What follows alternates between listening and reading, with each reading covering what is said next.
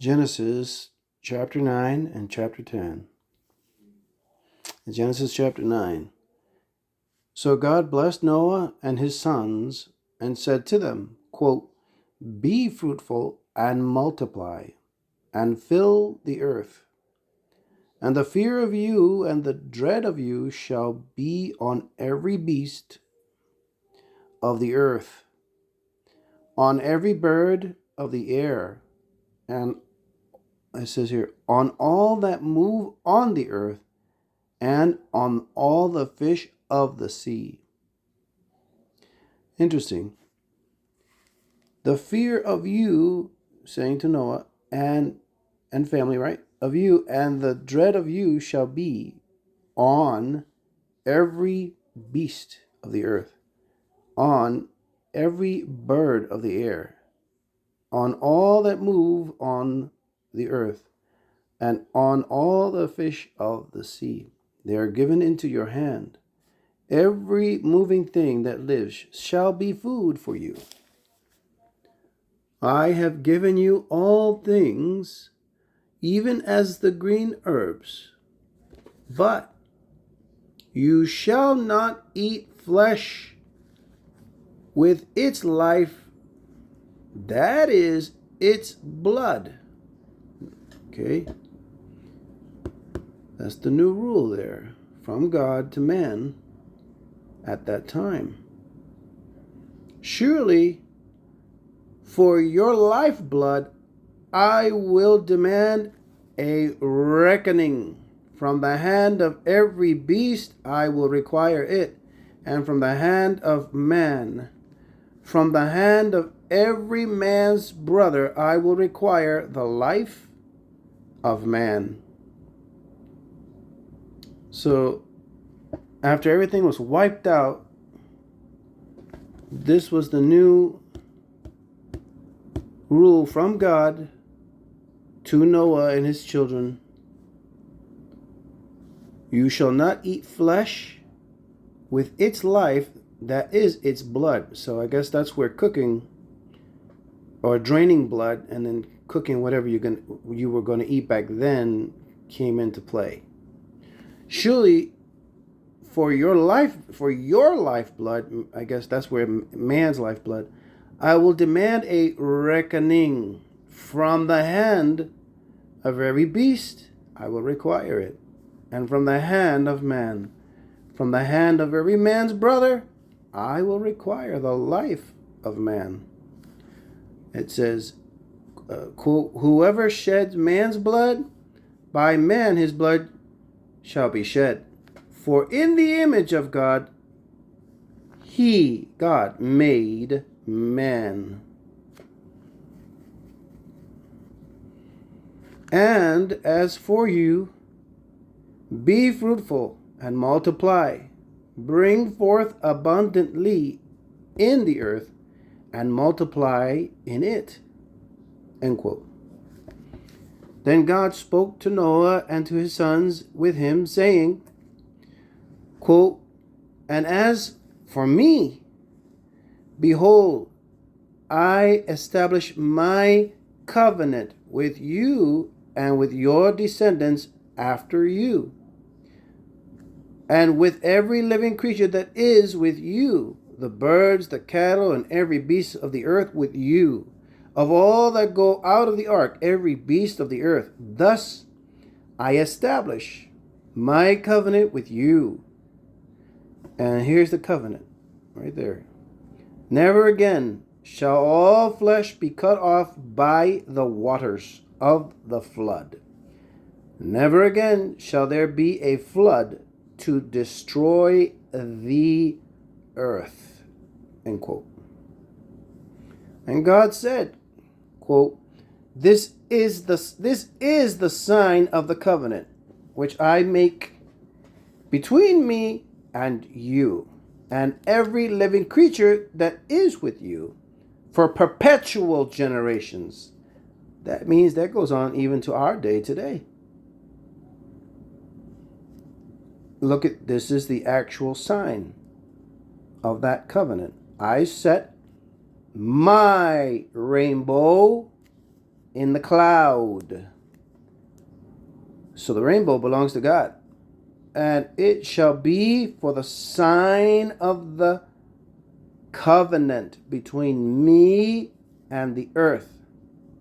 It shall be when I bring a cloud over the earth, that the rainbow shall be seen in the cloud, and I will remember my covenant, which is between me and you and every living creature of all flesh. The water shall never again become a flood to destroy all flesh. The rainbow shall be in the cloud, and I will look unto it to remember the everlasting covenant between God and every living creature of all flesh that is on the earth. End quote. And God said to Noah, quote, this is the sign of the covenant which I have established between me and all flesh that is on the earth. End quote. Now the sons of Noah who went out of the ark were Shem, Ham, and Japheth. And Ham was the father of Canaan. Okay. These three were the sons of Noah. And from these, the whole earth was populated. There you go. These three. Who were they? Says it right there. Shem, Ham, and Japheth. Okay. And then it says, and Noah began to be a farmer, and he planted a vineyard. Then he drank of the wine and was drunk, and became uncovered in his tent.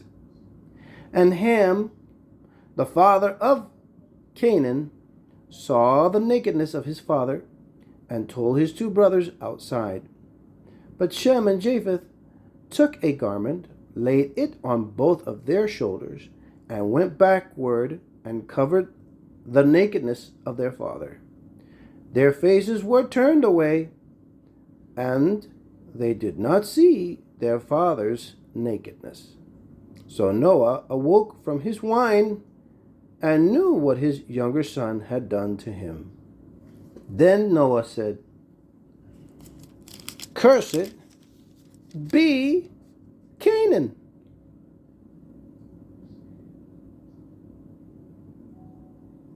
Okay.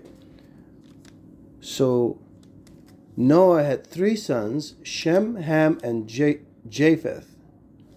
But it says here that Ham, the father of Canaan. So Ham had a son named Canaan.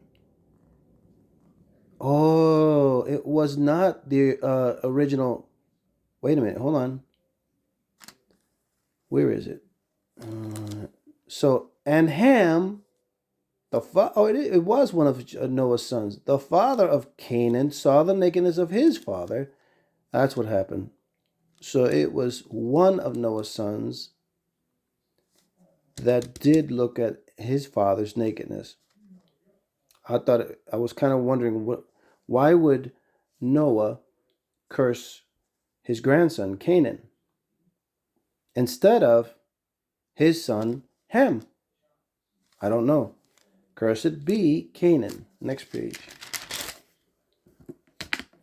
And so it's not over. Noah's still talking or speaking. A servant of servants. This has to do with his grandson, his son's son. Wait. No, his son, his own son that did that. His son, it will be a servant of servants. He shall be to his brethren. So that's part of the curse. Cursed be Canaan. A servant of servants, he shall be to his brethren. And he said, quote, and this is Noah, blessed be the Lord, the God of Shem, and may Canaan be his servant. So all of a sudden now, the other son, Shem, by the word of Noah, is providing a blessing to Shem, his other son, Shem, but also saying that Canaan, which is Ham's son, be the servant of Shem. So nephew with uncle, from our point of view. May God enlarge Japheth, the other son of Noah, and may he dwell in the tents of Shem. So basically Shem would be the main household, and the other brother, Japheth, would live with his other brother, Shem. But it says here, and may Canaan be his servant. So I don't think Canaan was just a servant for Shem, but also it sounds like Canaan was the servant for his other uncle too, Shem.